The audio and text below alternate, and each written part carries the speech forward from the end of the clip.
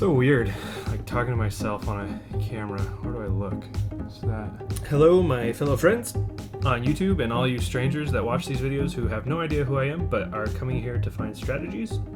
It is an honor to have you here, even though I don't know you. So today on Hardy House Games, I'm going to show you how to win the Barcelona Cathedral-based dice game, Sagrada.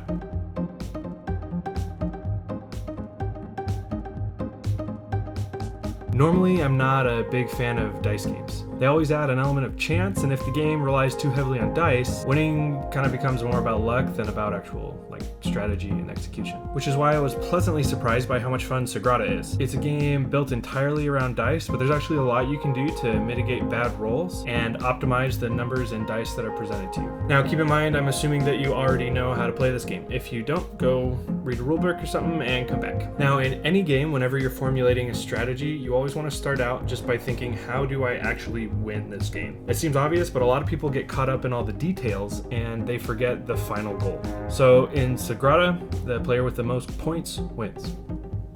Duh. But remember, that means it's not the player who got the most public objectives or saved the most favor, it's points. So while you're playing, keep in mind every method you can use to get points, and don't get too attached to one specific method. So to get the most points, I've kind of narrowed it down to two overarching strategies. Number one, optimize your objectives. So in other words, just get as many points as you can from each objective card. And number two, mitigate your constraints. This means placing dice on your board that gives you the best chance for more options in the future. So let's first talk about optimizing objectives. There are three methods by which you can gain points: public objectives, private objectives, and leftover favor, which honestly is kind of the least lucrative way to get points. And I think that the method for the most potential for points is actually your private objective. If you're lucky enough to get several high numbers in your color, your score can just skyrocket. So for this reason, it's really important to pick a board that works well with your private mission. Now, every board is designed to work well with the public missions. You'll never have a board with a constraint that forces you to break one of the public objectives. For example, there's not a single board that has the same number twice on the same row,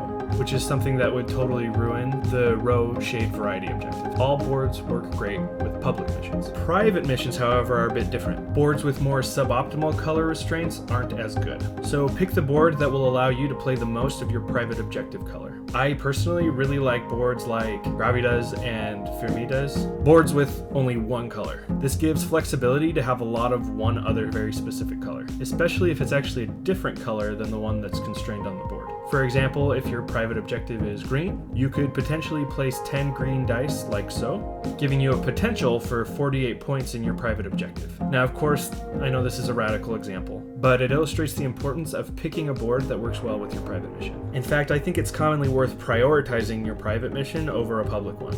Okay, so the second overarching strategy is mitigating your constraint. Or in other words, setting up your board so that you're more likely to roll something that's valuable to you. One of the worst feelings in Sagrada is needing that very specific blue 4, and despite there being 9 dice on the table, that blue 4 is nowhere to be found. Or worse, the blue 4 did show up, but somebody took it before you had a chance to get it. And now you're stuck with an empty space on your board that no die can fit, and -1 point for the vacancy just to kick you while you're down. So you want to prevent that kind of thing from happening as much as possible. And there are actually a lot of ways to do this. So I've got 3 tips to kind of help you prevent that from happening. Tip number 1, place highly constrained dice early. In other words, try to avoid filling in blank white spaces on your board until later in the game, and focus on the specific spaces as early as you can. This will give you more flexibility in the late game when it's often harder to get the dice that you need. If you have more white spaces available, you're more likely to roll something that you can put on your board. Less risk of getting stuck with no options.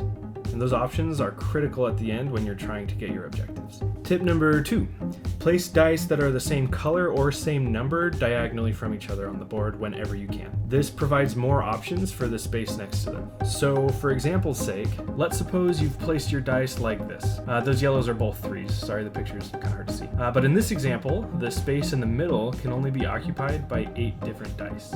Anything else would be illegal to play. 8 options, that's okay, but still, those are only 8 rolls that would work for you. Now, in this overly idealistic example, you've placed 4 yellow 3s all diagonally from each other. In this example, you have 24 different options that could, minus the 3. So you have 20 options that could work. But even so, you're way more likely to roll something that you can place. 20 options is way better than 8. Now, I realize this is an oversimplification, but it illustrates the value of placing similar numbers and colors diagonally from each other. It gives more options in the future, and a higher likelihood that you'll roll something that you can at least play. Okay, tip number 3, don't underestimate the value of tools. It's amazing how easy it is to forget that tools exist. And it might cost you some points in favor to use them, but oftentimes you gain more points for using them than you would have if you just avoided it entirely. Also, generally it's better to wait to use tools towards the end of the game when you're more likely to have high constraint and less likely to roll dice that you want. Tools help you mitigate that risk of getting a bad roll. So in the end, you just have to keep your board as flexible as possible. Don't force yourself into needing 1 or 2 very specific dice so you don't get stuck with a roll that doesn't benefit you. And those are my tips and strategies for Sagrada. It's an excellent game that my wife and I just love to play. We actually had an awesome opportunity to go to the Sagrada Familia in Barcelona when we visited, and playing this game always reminds us of that really cool experience. So what are some of your strategies for winning Sagrada? Let us know in the comments. And if you liked this video, like and subscribe to our channel. Go check out some of our other videos. And be sure to check out our website. I'll leave it in the description, where we're actually designing and creating a board game of our own. It's kind of a Euro style game, civilization building with a secret identity mechanic built in. It's actually way fun, and we're launching a Kickstarter for it probably in September, so keep an eye out for that. Anyway, enough shameless promotion. Have a great day, and now go in Sagrada.